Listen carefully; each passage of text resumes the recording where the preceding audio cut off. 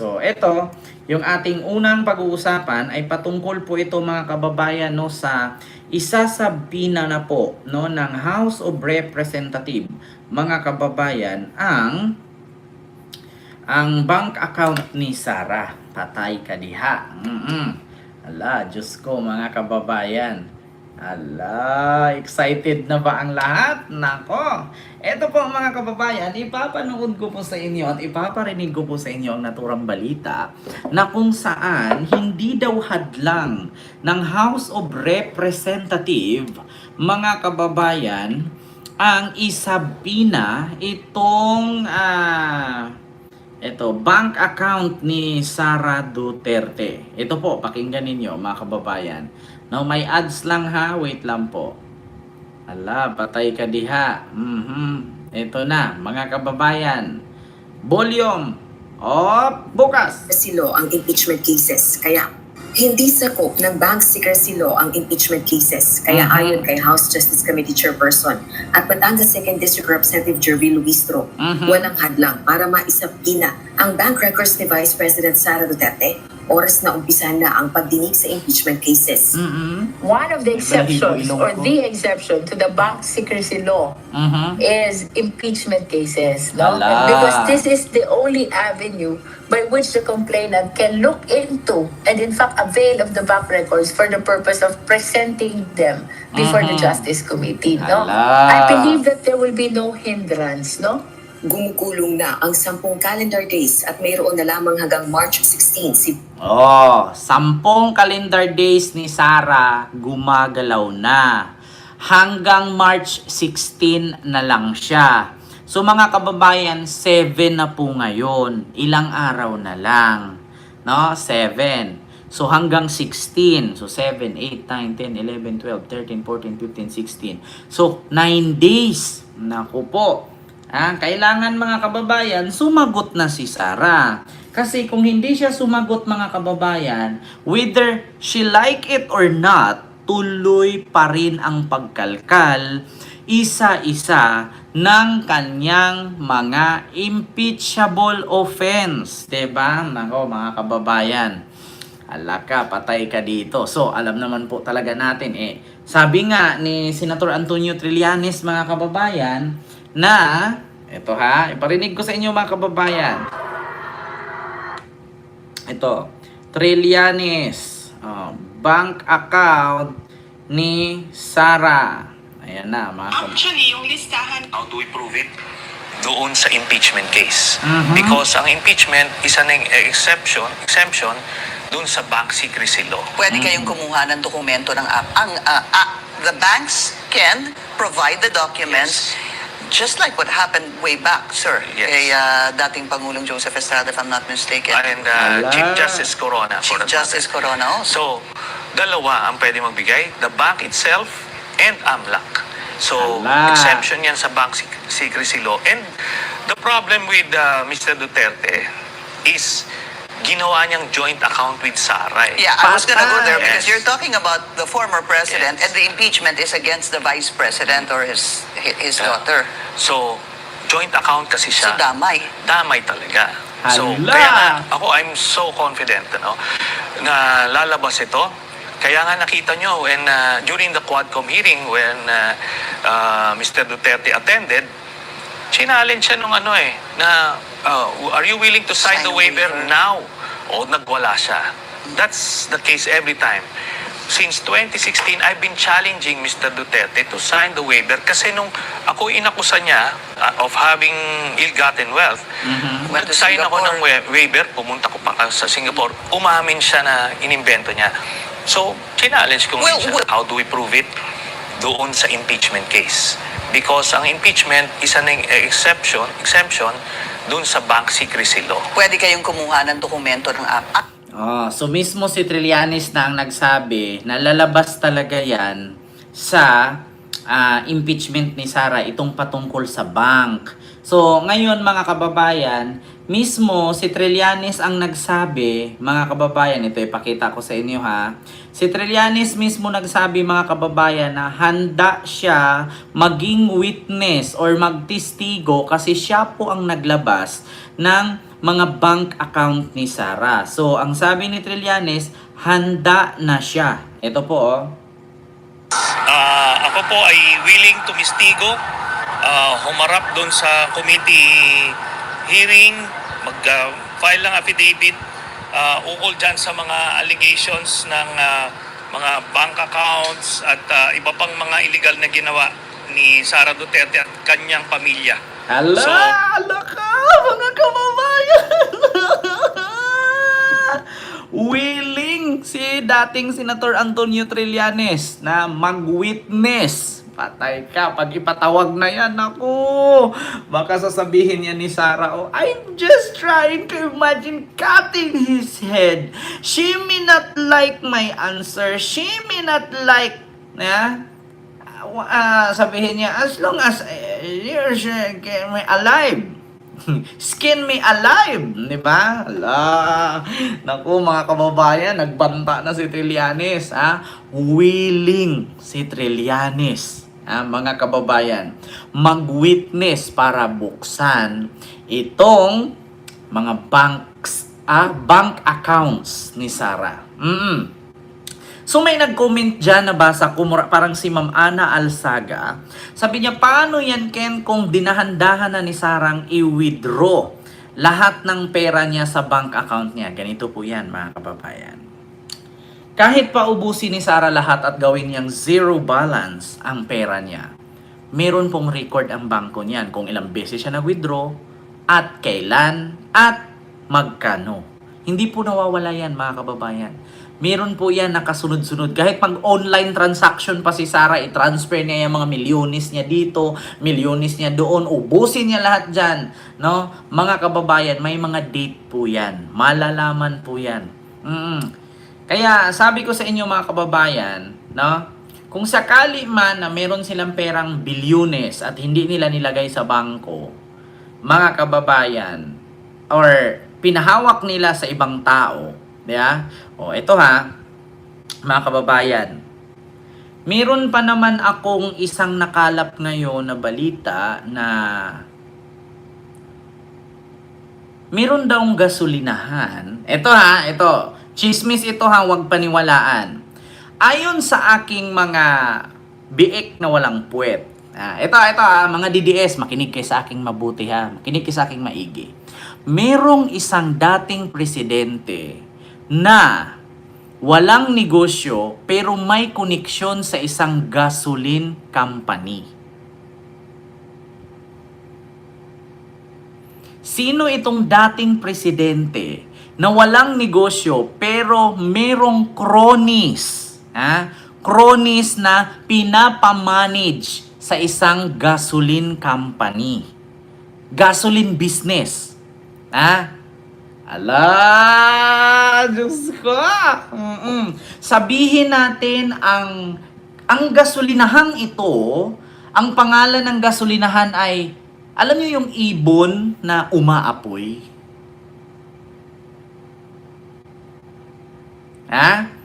Ibon na umaapoy. Isa siyang ibon na lumiliyab habang lumilipad, pero buhay siya. Yan ang pangalan ng gasoline company. At ang nagmamay-ari dito sa gasoline company ay cronies ni Duterte.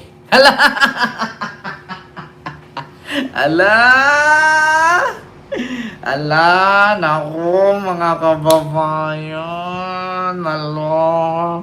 ayon sa akin, biik na walang puwet,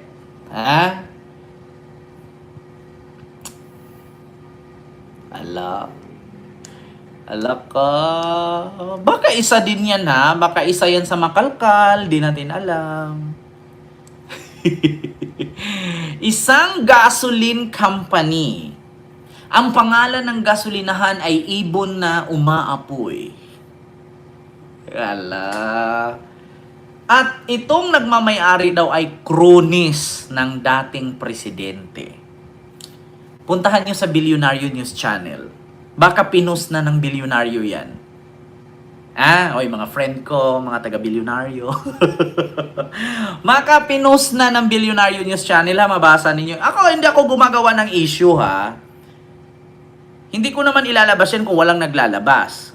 So meron na sigurong naglabas, puntahan nyo sa Billionaire News Channel. So ngayon mga kababayan, yun na nga, balik tayo sa bank account. Patay kayo diha. Ang sabi pa naman ni Trillanes, willing siyang magtistigo. Mga kababayan, punta kayo sa Billionaire News Channel. Tapos, pagdating nyo sa Billionaire News Channel, pag nandiyan yan, sabihin nyo sa aking fake news ako. Sabihin niyo sa aking fake news ako. Ito, sabi ni Noel Figurua. Idol Ken, Flying B gas station po yun. Hindi po. Hindi. Ibon na umaapoy. Puntahan nga natin. Puntahan nga natin yan, sinasabi nila. Dito nga tayo sa... Hanapin natin kung tama bang flying bee ba talaga. Punta tayo dito sa post nila.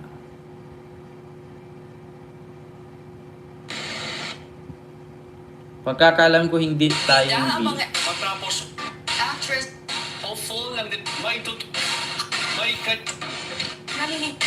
Bagaman isinam all eyes on the gas prices sa mga motorista. Sa susunod na linggo kasi Mga kababayan, hindi po siya flying bee, kundi phoenix. Phoenix po siya. Ang nagmamay-ari ay cronies daw. Diba? Nako. Oo. Hala, Diyos ko. Kita niyo tayo sa bank si account. VP Duterte para isumite ang tugon nito sa Kamara. Samantala, hinamo naman ni VP Duterte ang mga nag-aakusa sa kanyang tukuyin kung ano ang umano'y unexplained o hindi maipaliwanag na yaman sa kanyang Statement of Assets, Liabilities, and Net Worth o SALNs. Kaugnay ito ng aligasyon na isa sa umano'y impeachable offense ng pangalawang Pangulo ang pagkamal ng hindi maipaliwanag na yaman at pagpalya na ideklara ang lahat ng ari-arian sa kanyang SALN. Hala. Ayon sa complainants, ito ay matinding paglabag sa konstitusyon at pagsira sa tiwala ng publiko. Kabilang ito sa ikatlo at ikaapat na reklamong impeachment. Biruin niyo mga kababayan, uutang ka ng gasolina sa Japan, tapos tax ng taong bayan ang ibabayad mo, tapos ang mamamahala, cronies mo. Sige nga, kayo, matutuwa ba kayo? Matutuwa ba kayo, oy? Dennis? Sorry, nabigkas ko yung pangalan. Biruin mo, yung presidente ka noon, uutang ka ng gasolina sa Japan, tapos galing sa pera ng tax ng taong bayan, tapos ang pamamanage mo ay yung cronies mo. Uy, nako Dennis. Sorry. Wala akong binigkas ng pangalan na. Uy, nako Dennis. Diba? Kita nyo mga kababayan? Pera ng taong bayan, tapos, diba, mamulait? Nakita mo na ba? Hindi ako fake news. Continue. Na tinukoy na sufficient in substance ng House Justice Panel. Merong members ng House of Representatives na nagsabi ng unexplained wealth. Na tinatanong ko lagi, ituro mo sa akin, saan dyan ang unexplained? Kasi pag sinabi mong unexplained, hindi mapaliwanag, diba? Papaliwanag kung paano yan pumasok dyan. Sarah, ginawa mo naman bobo yung Pilipino. Tinagalog mo lang yung unexplained eh. Natural yung pag sinabing unexplained, hindi mapaliwanag, di ba? Tanga-tanga lang. Sa SALN mo. Wala man eh, sinasabi lang nila, may unexplained wealth siya. May explain wealth siya. Sarah, hindi porkit sinabing unexplained ay hindi mapaliwanag. At hindi porkit sinabi mong na-explain mo lahat yan ay yun na yun. Paano yung sinabi ni Madriaga na tumanggap ka ng pera mula sa pogo at sa droga? Paano yung nilabas ni Trillanes na milyon-milyon every 6 months kayo ang tumanggap? Pulong, baste, hanilit, digong, ikaw. Paano mo to i-explain, Sarah? Ito yung sinasabi, Sarah, na unexplained. Sa bank account mo. Ipakita natin, ha? Ito.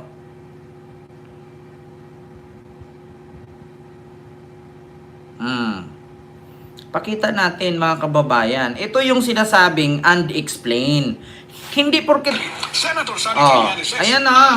So ito po yung mga bank accounts na nakalap ko po ito noong 2016. Tapos ito po ay na-validate na ng ombudsman na kaparehas nga nung naisumite ng AMLAC sa kanila. Kaya ano po tayo, kumpiyansa po tayo sa provenance nitong dokumentong ito. Oh. So, sige po, next slide. Ito po yung mga iba't ibang mga pumasok na pagkapirahan kay accounts ni Duterte. Tapos, sige po, next slide. Ayan. So, ang total po ng mga credits na pumasok ay 2.4 billion. No? Ngayon, kung ano talaga yung actual total, malalaman po natin yan pagka binuksan po yung accounts. Yan ang ibig sabihin, Sara, ng unexplained wealth. Bakit hindi nyo ito ma-explain kung bakit kayo diniposituhan ng daan-daang milyon na umabot pa nga ng 2.6 billion eh. Ang tanong, bakit kayo bibigyan ng mahigit kumulang 2.6 billion? So, yan ang sinabing unexplained. Hindi porket nilagay mo dun sa bank account mo, sa salin mo, ayun na yun. Paano naman tong diniposit ni Sammy Uy sa account ninyo na umaabot ng 2.6 billion? Paki-explain. Yan ang tinanong na unexplained. Hindi mo in-explain eh. Bakit ka diniposituhan ng ganyan? Na umabot sa inyong lahat, magkakapatid, sa madrasta mo at sa tatay mo, na every 6 months nagde-deposit si Sammy Uy sa inyo. Yun ang tanong na unexplained wealth. At ano ang sabi ni Trillanes? Willing si Trillanes. Ayan o. Ako po ay willing to mistigo, humarap doon sa committee hearing, mag-file ng affidavit ukol dyan sa mga allegations ng mga bank accounts at iba pang mga illegal na ginawa ni Sara Duterte at kanyang pamilya. So, noon pa namin to gusto ilabas, so ngayon na ang pagkakataon na yan. Diba? Yun, mga kababayan. Ang sinabing unexplained wealth.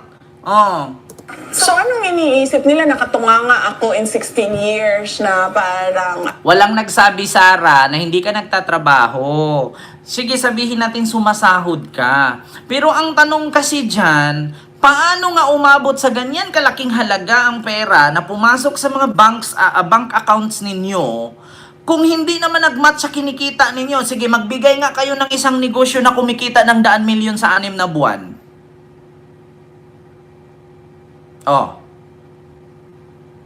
Sige nga. Kung mula nung nag-vice mayor ka, nag-mayor ka hanggang vice president ka, paano kayo nakalikom ng 2.6 billion? Kung ang sahod ninyo pagsamasamahin hindi pa man umabot ng 1 billion, kayo lahat hindi aabot ng 1 billion. Maliban na lang kung lahat ng kinikita ng mga asawa ni Digong, yung mga apo ni Digong na may negosyo pagsamasamahin, aabot ng bilyon. Pero ang tanong kasi dyan, bakit si Sammy Uy? Anong koneksyon ni Sammy Uy sa inyo? Bakit siya nagpadala ng ganyang pera every 6 months ng tag 11, 10, 12, 18, 13, 20 milyon? Diba?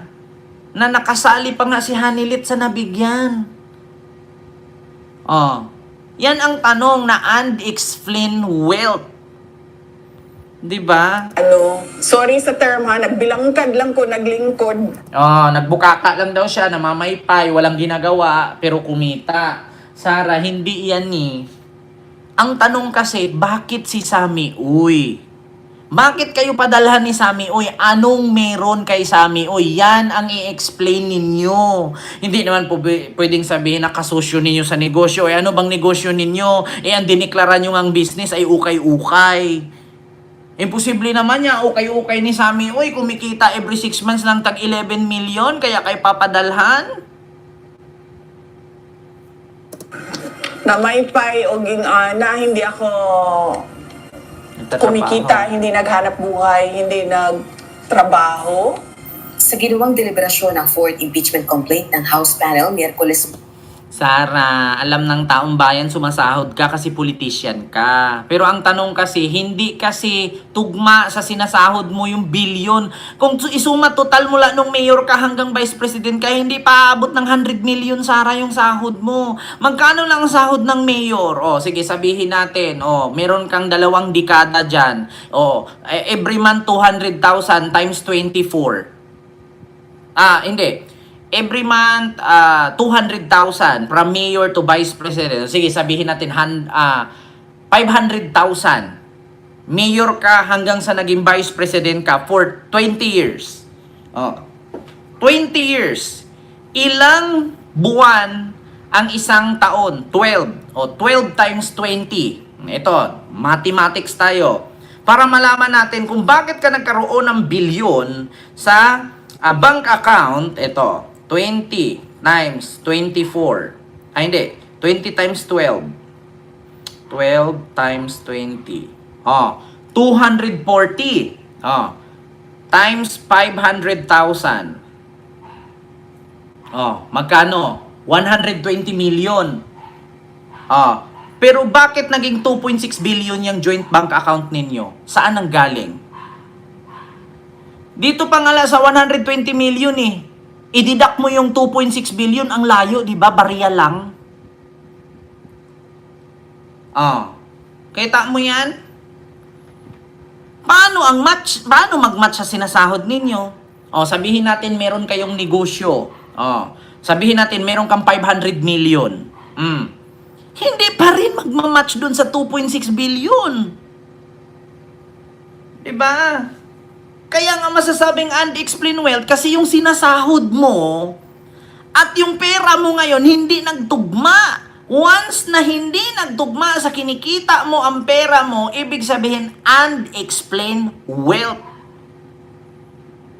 Meron kang 77 million noong 2023. Pagka 2024 naging 88 million, saan galing yung 10 million na nadagdag? Isang taon lang may 10 million ka na?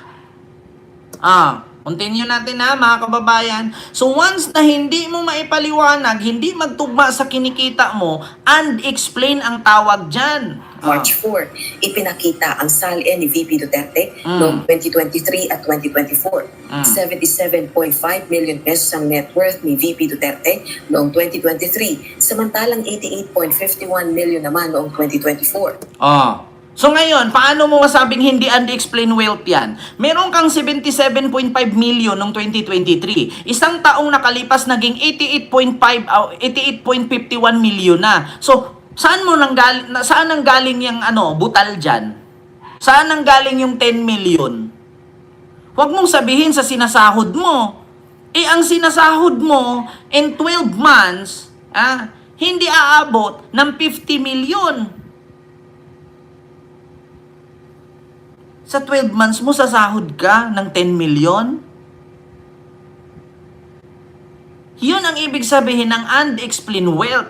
77 million lang ang pera mo 2023. Pagka 2024, naging 88. Kung i-base natin yan sa sahod mo, sabihin natin 500,000 per month.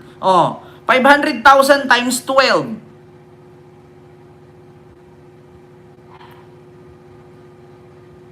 Diba? Hindi magtugma. Mula 2008, nakita umanong malaki ang itinaas ng kanyang net worth. Inilabas ito ni Bicol Saro Party List Representative Terry Rodon sa pagdinig bilang bahagi ng pagtalakay sa ikalimang ground for impeachment.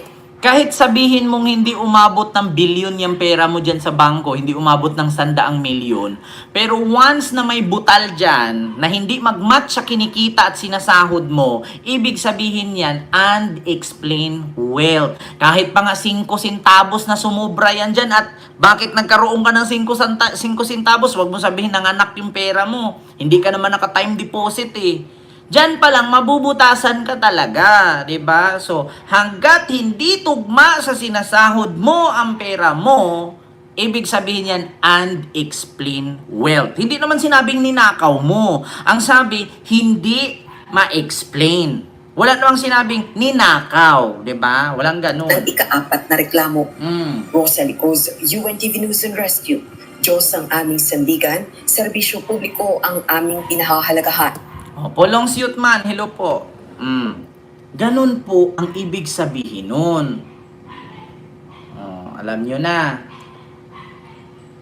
Di ba? Klarong-klaro mga kababayan.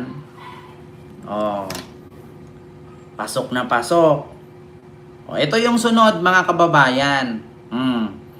Kaya pala mga kababayan, wait lang ha. Kaya pala mga kababayan, merong bagong pasabog, no? Binira ni Sara Duterte, pinersonal na niya si Jinky Luistro. Ano nga ba ang ginawa ni Sara Duterte, mga kababayan, kay Jinky Luistro?